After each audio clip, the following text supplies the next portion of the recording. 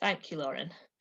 So I think a few people heard Lauren's introductory bits and pieces, and some people didn't. So I will just kind of start quickly from the beginning again.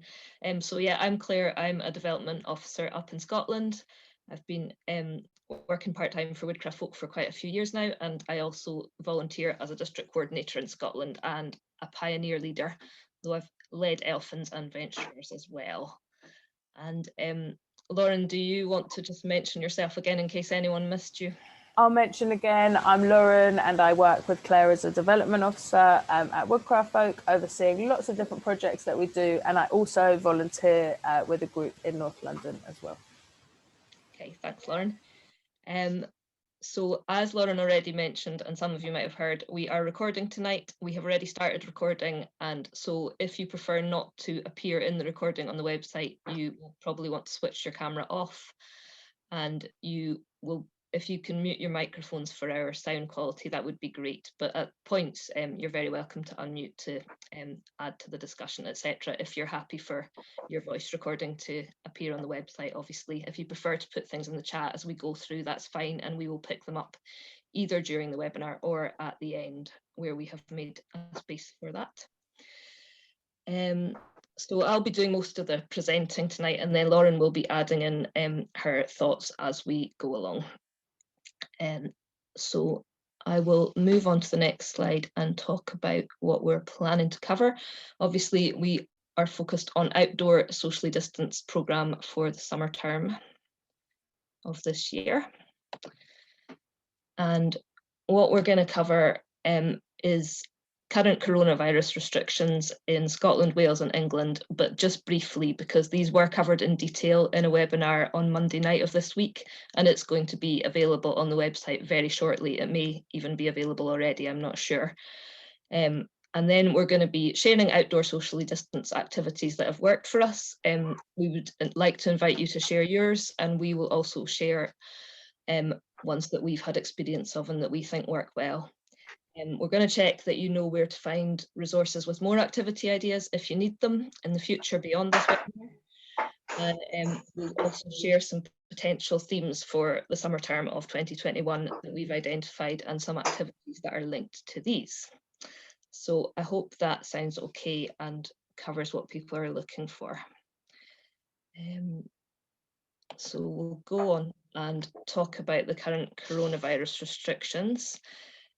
So in terms of returning to outdoor sessions, these have been allowed in Scotland since the 12th of March, and they'll be allowed in England from the 29th of March. We don't have a date yet for Wales. As soon as we do, Woodcraft Folk Head of Membership and Programmes Owen will share that with volunteers in Wales along with any associated guidance. But at the moment, we can only really talk about the guidance for Scotland and England for outdoor sessions. So although outdoor sessions are allowed or very soon to be allowed in England, this doesn't mean that groups obviously have to return to them immediately. Groups can continue with online sessions or a blended model, but this webinar will be focused on supporting session planning for groups that want to return to outdoor sessions soon. So in terms of group sizes, when we are starting back at our outdoor sessions, there's a maximum of 15 in Scotland, which includes any adult volunteers as well as children and young people. In England, there has been a very recent change, which means that there is no maximum group size. We thought it was going to be 15. It will still be 15 when indoor sessions are allowed, as far as we know, but for outdoor sessions at the moment, there's not a maximum number. But it would be advisable to keep the adults that are volunteering to the minimum that are required to run the session for children and young people. And it would also be advisable to use smaller bubbles within groups where this is practical. So social distancing, or I sometimes find it easier just to call it physical distancing, of 2 meters is required between all participants at groups in England. And in Scotland, it's required between all adults, between adults and all children and young people, and between young people who are 12 and over. So in Scotland, under 12s don't need to physically distance, which makes things slightly easier in Scotland. In England and Scotland, masks should be used in some very specific circumstances where distancing can't be maintained. So for example, for first aid or for personal care, but they can't be used as an alternative to physical distancing to facilitate programme activities that need people to be closer together than 2 metres. Indoor sessions might be allowed later in the summer term. We need to wait and see, but it's likely that access to venues won't be easy, and that given it's the summer term, hopefully weather's going to be good and the risk of transmitting coronavirus outdoors is much less. It may well be safer and more advisable for groups to stay outside. In terms of equipment, current guidance is to minimise shared equipment, and obviously this can feel like it's going to have a big impact on our activity options, but it can often be worked around with a bit of thought. For example, by giving people individual equipment, and we'll discuss this in relation to some more specific activities as we go through the webinar. Just on the bottom point about detailed guidance and risk assessment, before restarting face-to-face meetings, all volunteers running outdoor sessions need to read the detailed guidance for their nation. So in England, this is the NYA guidance, and in Scotland, it's the YouthLink Scotland guidance.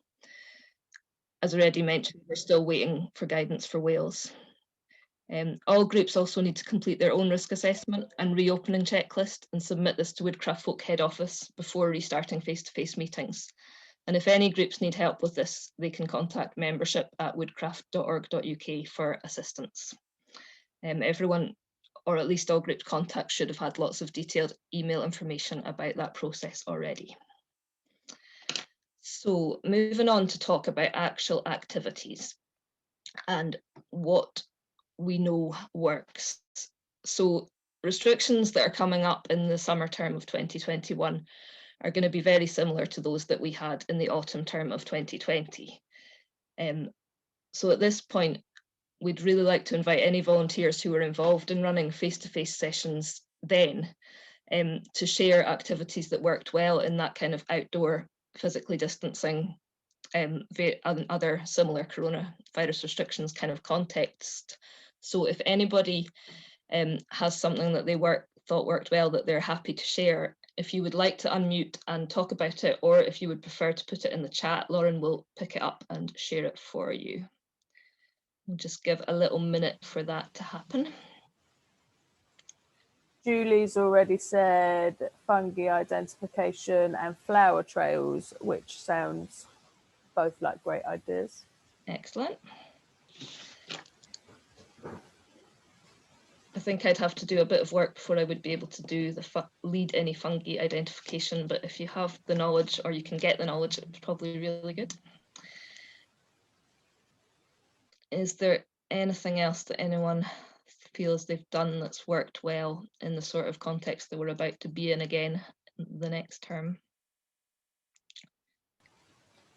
Somebody else is saying making tippy taps, which sounds great. Maybe they could elaborate a bit more on that, but sounds very useful for a lot of hand washing and hand hygiene.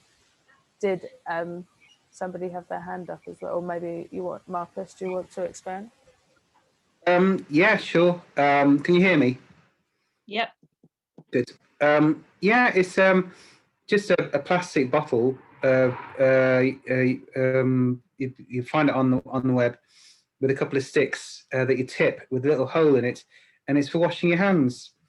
And it's a very simple thing to make that you can make in small groups. How you manage that with social distancing is obviously has to be thought about. And then you've got something that's, well, we've used it on week after week. This was going back into October, I think it was, wasn't it? Yeah. To wash our hands, and it's a constant reminder. They made the thing. It's an outdoor thing for cleaning your hands, and it's a bit of a reminder about cleanliness and social distancing and COVID stuff. Yep. Thank you.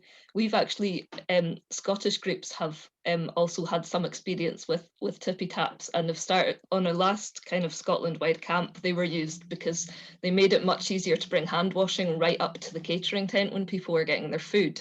And we managed to introduce a kind of foot pedal set up so that people, could could press a foot pedal and do the tippy tap, and it was really, really good. So I think tippy taps are great.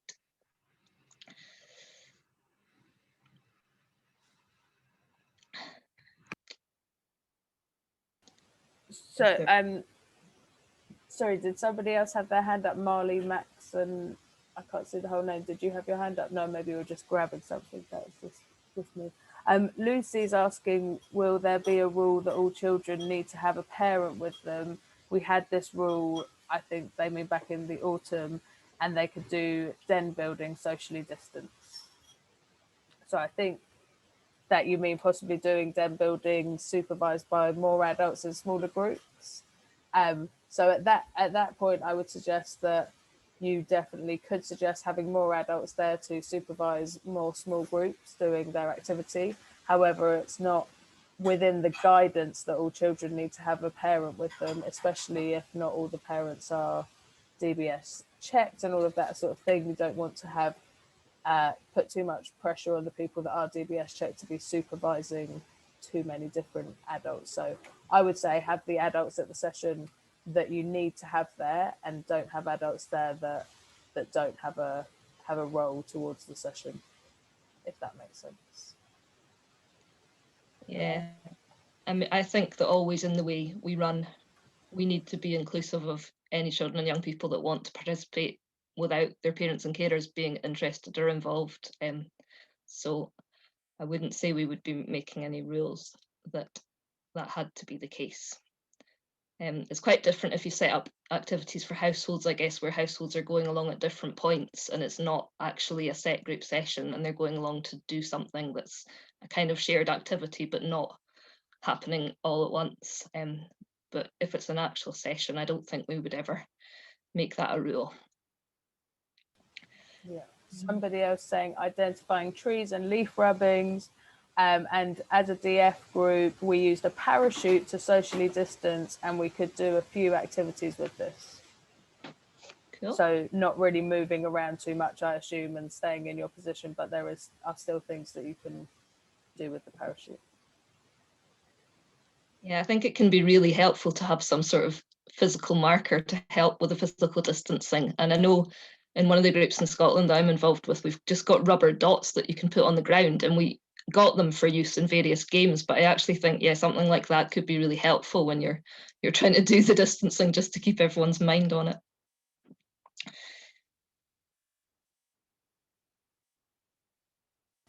We can maybe come back if anybody else has any ideas as we go along. They can put them into the chat. Yeah. So if we move on to various ideas that me and Lauren thought it might be helpful to share of things that we've experienced, but as Lauren says, if things come to your mind as we're going through and you think it would be useful to share them, then please just do pop them in the chat. So there are quite a lot of different games that myself and Lauren know have worked, and some of you might have experienced some of them already. A lot of them are on the Dream Big at Home website.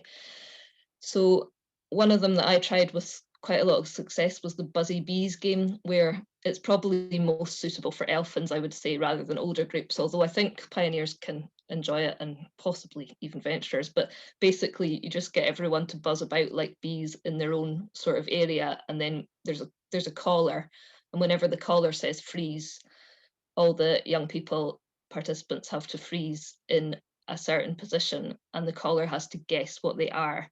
I've found it helpful to theme what they're freezing into. Like I've generally always done freeze in the position of an animal, and then the caller's trying to guess what animal it is, because I think it could be an incredibly challenging game if there was no theme.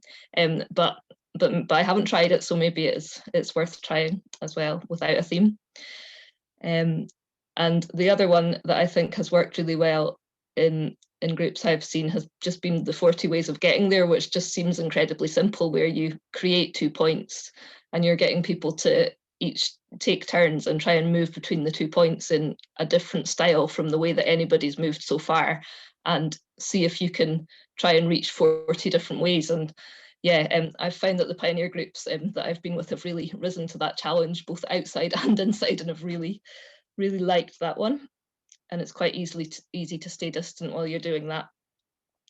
And then I think kids and children and young people are very often very keen to play TIG games, and that can be quite difficult in the sort of physically distanced context. But we have found this flower TIG idea, which is in one of the pictures here, where you're throwing flour at each other, and if you're successful in hitting the person with the flour, you have tigged them, which obviously avoids any physical contact, but you would have to warn families in advance that it was going to be a messy activity.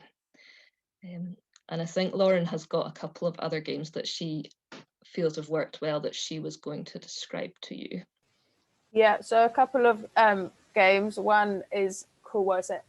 Game activity. So one's called Maze a Maze, which is where you sort of mark out a maze on the like a sort of rectangle square about 5 by 5 grid on the floor. So you could do that with chalk, or you could do that with tape, or just with some rope, or if you were in a playground or somewhere, it would probably work better on concrete. And each person gets a piece of paper, and they need to draw out the grid, and then they draw a journey across the grid. So that could be kind of going all the way across in a straight line. So normally I say that there can't be any diagonal moves, because that gets a bit too complicated and a bit too long. So just going forwards and to each side, and they draw a journey from one side to the other. And basically the rest of the participants have to try and guess that person's journey that they've drawn on their paper. And so they take it in turns to sort of step into the grid and step across the grid and work out what the journey was. And if they get it right, then they can carry on. And if they get the next step wrong, then they have to go back to the back of the distant line and then come forward. And then the next person has a go at guessing. So it gives everybody a go, but they don't have to be too close to each other, and they can move forward. And I'll put the link to the whole instructions in the chat now, so everybody can have a proper look. Okay. Did you want to mention any other games at the moment, or? I think for the other one that I would mention is a bit easier to explain without the visual, but it's called Riverbank. So again, you kind of make a physical line, whether that's something that's already in the playground, or in the park, or your outdoor setting, or making that out of rope or out of jumpers even. And the young people stand distant along the line, and one side is the river, one side is the bank. And so it works for younger age groups a bit better. So when you shout river, they have to jump over the line of jumpers or over the line. When you shout bank, they have to jump back. And you can play that as many times. And when I did that with my pioneers, we added in a few more things like frog, where they had to kind of act as a frog, a bit similar to Claire's game that she mentioned. And then I got the pioneers to come up with some other things. I think we had unicorn and fish, where they had to sort of lie down and do a bit of a flop. So it's really good to kind of get them thinking about what they can do. Somebody suggested to be, I think it was just to be like the air or something, and they came up with an action for that. So it was very much kind of getting them to be creative with the movements that they wanted to make, but we gave them just the starter of river and bank. So I'll put the link to that one in the chat as well, so people can see. Yeah, I think there are quite a few games along that sort of style where they're non-contact, but you're kind of acting out different things through the game. That I think quite a lot of people might be familiar with the bean game, where you do different actions for French beans and beans on toast and different various kind of beans, and that's obviously quite easily a physically distant one. And I know there's also one in, I think, the Pioneer Handbook, which is to do with energy, and you make different actions for different types of fuel. And there's a special nice action for renewable energy if you were wanting to do a session that was talking along those sort of themes. So yeah, the other bits that we're going to move on to now were the kind of quite obvious outdoor activities like chalk trails and penny hikes and treasure hunts. So I think there's probably variations on how people do chalk trails. The way that I usually do it is by splitting a group in two, and each group's got some adult supervision with it, and they go off and they draw arrows along the ground, the first group, for a certain distance and for 10 minutes or so, and then they kind of hide themselves or conceal themselves at the end of their arrows, and then the other group sets off with the 10 minutes later and tries to find them, and then they swap over. And I think obviously you would need to remind people to stay distant, and the hiding part might be a bit more tricky than it has been at times, but I think it would be doable. And in terms of the kind of minimizing shared equipment side of things, I just think you would give each child their own piece of chalk, and when it was their turn to draw arrows, they would take their turn, as opposed to lots of people swapping chalk about between them. And then a lot of people might well be familiar with the penny hike, where you go out for a group walk and you flip the coin at different junctions, and if it's heads you go left, if it's tails you go right, and you can take various, if you've split into smaller groups within your group to do it, you can record various information as you go, like take photos and things to share with the other half of your group when you get back. But it can just be a lot of fun just to go out and flip the coin and kind of see where you end up. And again, with that one, every child could have like a 1 pence, is how I've done it with pioneer groups since minimizing shared equipment came into being. And then when it's the person's turn to flip the coin, they just flip their own coin. And then I think there's also a lot of different ways of doing treasure hunts. The way that I usually do it is where the leader has a set of clues about their person, like in a rucksack or whatever, that are numbered, and the kids are looking for chalk numbers on the ground, and when they find them, the leader reads the clues. And I think that can be a really good way to make a treasure hunt cooperative and kind of keep a group together, but also it means that they won't be trying to touch the same clues and unfold them and read them and things like that, in this context of trying not to touch lots of the same stuff. And then we were going to mention nature-based kind of activities. So nature bingo can obviously be good, just going out and with a sheet and looking for things in the environment, crossing them off. Nature art type activities, using just what's in the park or open space, so like leaves and sticks and things, but could also give each child their own lump of clay to supplement materials that are available in the park. I think you would obviously have to get the leaders to separate out lumps of clay before the session, and that's the case with a lot of materials at the moment, that they should really be separated out and then individuals taking them at the session. Sorry, I lost my place for a moment. And then, yeah, obviously, if groups have done separate nature art around the park, like clay faces on trees or something, they can go around and share their results in a physically distanced fashion. And we also think that planting and growing should be fairly achievable in a physically distanced way. I don't think many of us tried it in the autumn term, because it's probably something that you're more likely to do in the spring term. But it should be workable, I think. Obviously, even when we're at a distance, we should try and keep cooperation as a big feature of our activities. So, for example, rather than doing an individual piece of nature art, could we make something together, taking turns to add materials while standing physically distanced? Or something that I was going to mention a minute ago was these chalk circuits that some of the groups up in Scotland have done, where kids are basically creating a circuit of exercises, but they at a certain point on the ground, they mark out what the exercise is with chalk, and then the rest of the group can go round and do a circuit of exercises that have been created by different members of the group. And if you do that, you can sort of get the group to take turns in a physically distanced fashion, but time the whole group doing it and give the whole group a time, and then the whole group could try again and see if they can cooperatively beat their time for getting around the circuit as a group, but individually kind of taking turns 2 meters apart, if that makes sense. It can be quite hard to describe these things that you've seen in practice, but hopefully that makes sense. And on the next slide, we have got a ready-made nature bingo, which Lauren says is live on Dream Big at Home at the moment, because I know sometimes it can be hard to find the time to make these things up. So that's there and ready to be lifted at any point.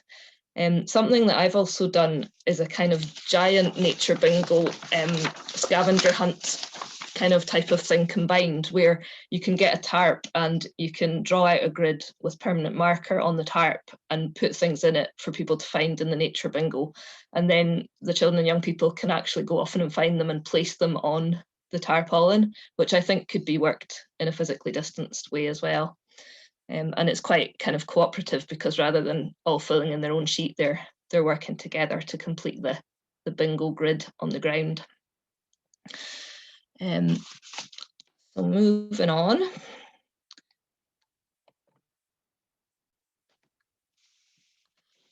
So talking about bushcraft, it is a bit more challenging under current restrictions, but I think children can take turns around a campfire in a socially distanced way if adults are confident that they can supervise them from 2 meters back. And food can be possible if, for example, each child takes a skewer without touching anyone else's and spears a marshmallow without touching other marshmallows and cooks it in a physically distanced way around the fire. And although it can be a bit more hard work to facilitate, I think a lot of people feel that kind of cooking marshmallows around a fire is quite a significant part of woodcraft folk type experiences. And if it can be made to work, it might be well worthwhile. I think that knife work could also be done, like, for example, by venturers that are quite experienced sitting in a physically distanced way, as long as the knives are only used by one young person or they're sanitized before they're swapped over. And den building can be done with no equipment, with kids only touching the sticks, or could be done by children individually and separately as mini dens for teddies and soft toys and things. Some people might have done that with elephants. And then I think that craft is also possible, though again, a bit more challenging under the restrictions. I know one of the groups I've been working with up in Scotland did kite making, and that meant preparing separate kind of equipment packs for each child or young person that was taking part before they started the session, which takes a bit of time, but it meant that each child was able to do the craft activity outdoors safely, rather than sharing scissors and pens and things like that. Obviously, if you're putting any equipment like that away for a week in a box after your session, then by the time you go to use it again at a session a week later, then it can be considered safe, which can be helpful, rather than thinking that you have to sanitize everything in between sessions. And another solution to minimizing shared equipment for activities can be asking children to bring their own, but we do need to think about inclusion if we're doing that, because it's not going to be inclusive if one child arrives with a big shiny pencil case of colouring pens and another kid doesn't have any colouring pens at home to bring with them. And then I think, yeah, things like news and discussions and quizzes can obviously work outside sitting in a physically distanced way if it's more enjoyable if the weather conditions are comfortable for sitting outside. And obviously there needs to be more active activities if the weather's cold and wet, or at least intermittent kind of active activities. I think quizzes can often work really well as active quizzes where you've got a kind of ABCD multiple choice type approach and people need to move between the points where they think to the point where they think represents the right answer. You don't want them crowding together like they probably normally would to do that, but hopefully reminders about the need for physical distancing and a bigger space for answer A, answer B, answer C could make that workable, I think. There's also a game that I'm just going to put in the chat, or an activity which is called Around the World, which is kind of standing in a socially distanced circle and having prepared some quiz questions and asking them to sort of each person as you go around the circle. And if you know the answer, then you stay in the circle. And if you can't think of the answer, then you kind of have to sit down and maybe ask the next question. So I've put the link to that in the chat, which is also a good way to have a quiz type activity, but in a slightly different way. Thanks. And yeah, at the end of this slide, I just wanted to mention that obviously we need to do our best to follow the guidance, but at the same time, we need to accept that in reality, we're not going to achieve perfect compliance with physical distancing, etc., all the time. We need to avoid a situation where all the funds lost from our activities for children and young people and volunteers because we're so stressed about compliance. I think if groups are finding that that's the case for them, then they need to think about returning to online activity or activities where groups can have a shared experience without actually meeting up. And there are quite a lot of ideas for that type of experience on Dream Big at Home.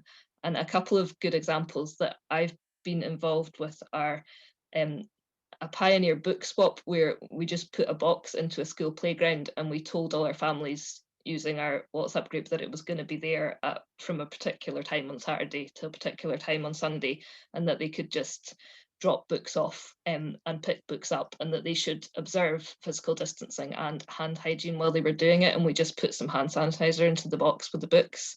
And that was quite a big hit with a pioneer group in Scotland.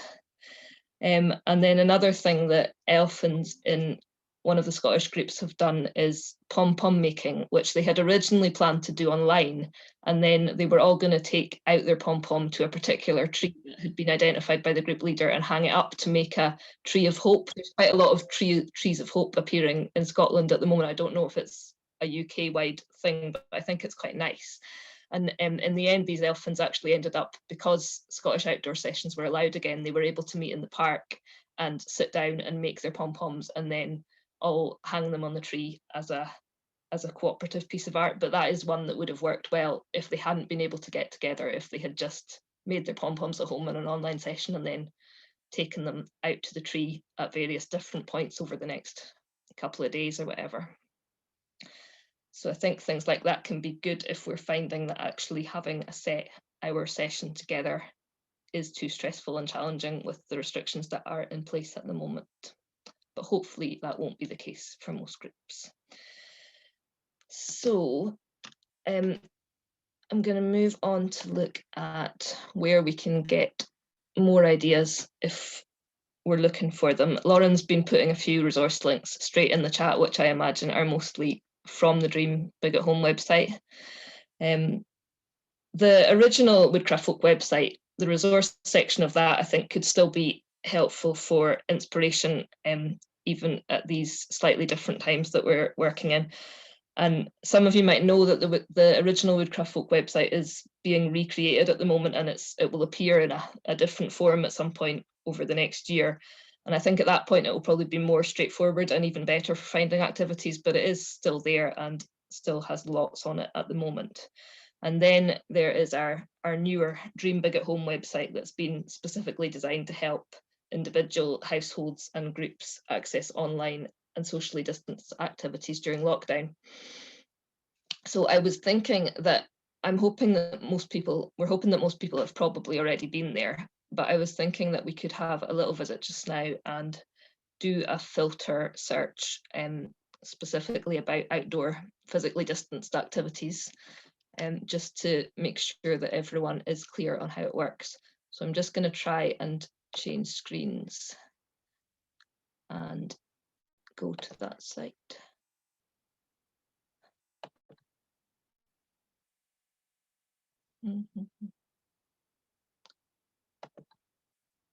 Sorry, I will get there in a minute, hopefully.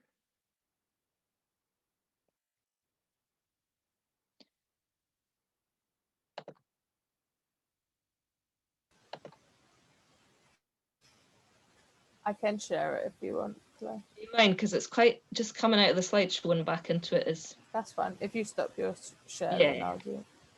Thank you. Okay, so we have, can everybody see my screen there? Perfect. Yep. So we've got the home screen here, and then if we go to activities, then we can very easily find our filter here for socially distanced youth groups. And then there are loads of activities, 40 ways of getting there, one that we already mentioned, around the world, book swaps. There's also a great grass rubbing game using sort of drains and street signs and all of those kind of things we find all around us to write messages to each other using crayons, which is really great. So there's lots of different activities that have worked in the past. And if you didn't get to it that way, if you just went to activities, to the whole, all of the activities, you then get again to here. So you can very easily filter to socially distant activities where lots of things you can do online and also in outside. And when the weather gets a little bit better, some of those activities that maybe are better inside during the winter could still be done sitting outside on a nice sunny day. So there's lots of different things to explore on the Dream Big at Home website. Thank you, Lauren. I'll go back to the slideshow now.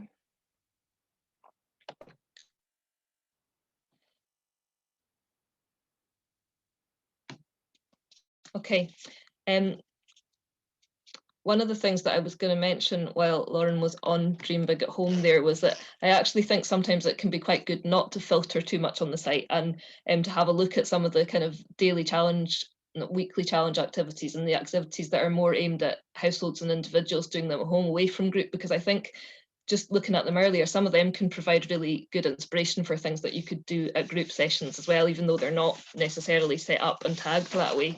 So it's all definitely worth having a good look through, in my opinion. Other places that you can go, obviously, for help and inspiration are other volunteers at other Woodcraft folk groups around the UK. And I think one of the quite easy ways to communicate with them and see what they've been doing is by looking at different Woodcraft folk groups' Facebook pages, and by being in different Facebook groups that exist and asking for ideas, or just seeing what other people are saying there. Because it's a bit harder to meet up with volunteers from other groups and obviously network with them face to face at the moment. There's obviously email and other electronic online options apart from Facebook. And then there are development staff like myself and Lauren who you can get in touch with to discuss activities if you're looking for inspiration, or if you're not sure about something that you think you would like to try doing. And then calendars of festivals and awareness days, I think, can often be really, really helpful for inspiring session ideas. I've been having a look at some recently in relation to the summer term, or the next couple of months. And on the next couple of slides, I'm just going to highlight some things that are coming up that might be helpful for theming or inspiring session plans. So a lot was happening in April, I realised when I was making this slide, and a lot of these dates on this first slide are very close together. But obviously they don't necessarily have to be run on the exact dates, and they could still be used as session themes anytime during the summer term. They can just help to have the ideas sometimes, and you can say it's recently been World Penguin Day, etc. So yeah, the first one that I had down there was 22nd of April, Earth Day. There are various activities on Dream Big at Home if you filter socially distanced and then filter environment as your topic. There's a nature survey that involves kind of putting a square out on the ground and surveying what's in there. And there could be other just bug hunts and plant ID type sessions, obviously, that could link in with Earth Day.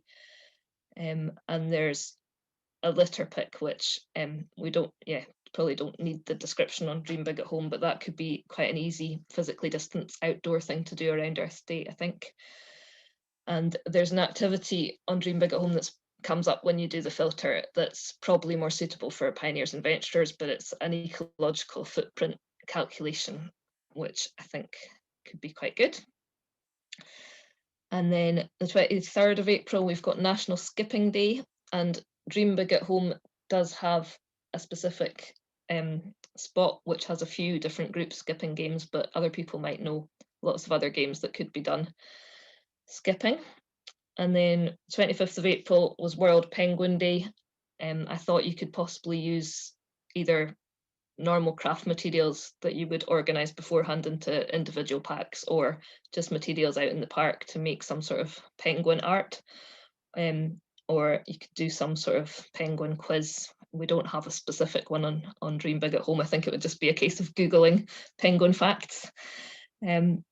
And then on the 28th of April, there's a Stop Food Waste Day. I think that groups could do some sort of food waste discussion, or again, quiz, active quiz. possibly learn about composting, maybe even try some composting. And then from the 27th of April till the 2nd of May, which is a slightly bigger window, there is a gardening week, a national gardening week. Obviously, for groups that have access to some sort of space where they can plant things and they can stay there on a permanent basis, then that's fantastic. Lots of groups won't have that, but stuff that I've had success with planting with groups has been just bringing in lots of glass jars and putting in wet tissue and a bean, and then keeping it moist and letting the kids see the root coming out the bottom of the bean and the shoot coming up, and they've quite enjoyed decorating the jars and things like that as well. And then in the lids of the jars you can do cress seeds with cotton wool or wet tissue paper, etc. Those are things that have worked for me, but I'm sure there's many things that we could grow. And then moving on a bit further through the term, June is Pride Month, and groups could possibly take part in kind of rainbow themed activities for that. So there's a rainbow walk idea on Dream Big at Home where you're just out looking for all the different colours. And then there's a piece of kind of online cooperative art, which is more aimed at individuals and households, but I think groups could do it, where you're going out and taking photos of just different colours, and then you can send them in to Lauren at Dream Big at Home, and she's putting them into a big cooperative piece of online art, as far as I can see, which looks really good. And then in Volunteers Week, I think it's a really good thing to celebrate. I think you could have discussions in your group about what volunteering is, and some kinds of celebrations of volunteers in Woodcraft Folk or in the wider community. And then we have Refugee Week from the 14th to the 20th of June. There's a good activity in the Pioneer Handbook, which has been in print for quite a long time now, where it's called 5 Things in 5, and it sort of stimulates discussion about refugees, where you talk about if you had 5 minutes to decide what you would take with you because you had to flee, what would you take? And there is also a activity set on Dream Big at Home called Let's Talk About Refugees, which has got various activities like a quiz and creating a board game about refugees. I think it's possibly better for online or indoor sessions, but I think it could be adapted for use outdoors with pioneers or venturers probably. And then the 22nd to the 28th of June is National Picnic Week apparently, so you could have a physically distanced picnic. I think it would be easier, a kind of bring your own type situation, or else leaders would probably have to individually package a picnic for each young person separately before they arrived. And then Co-ops Fortnight is the final one that I had identified that was coming up in the next couple of months, and obviously lots of cooperative games and challenges could fit in with that. You can go to Dream Big at Home and filter activities for outdoor, physically distanced, socially distanced youth groups, and then there's a topic that you can choose, just cooperation, and you should hopefully get lots of ideas there. So that was the main information that we were hoping that it would be helpful to share this evening. And now we've just really got a bit of a space for questions and discussion. If anyone wants more detail on the activities that we've mentioned, or if you know about other festivals or awareness days coming up that might be good for theming activities, or if you just want to share any general ideas for outdoor socially distanced activities, that would be great. Feel free to, again, unmute and speak, or put things in the chat which Lauren can pick up.